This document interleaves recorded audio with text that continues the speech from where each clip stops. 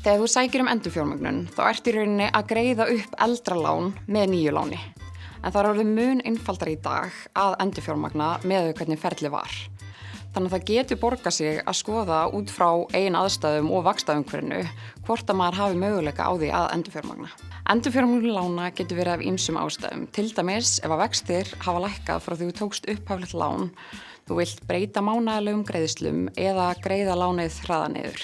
Það er gott að hafa í huga að við endurfjármögnun að þá er lánað 70% af fasteignamati.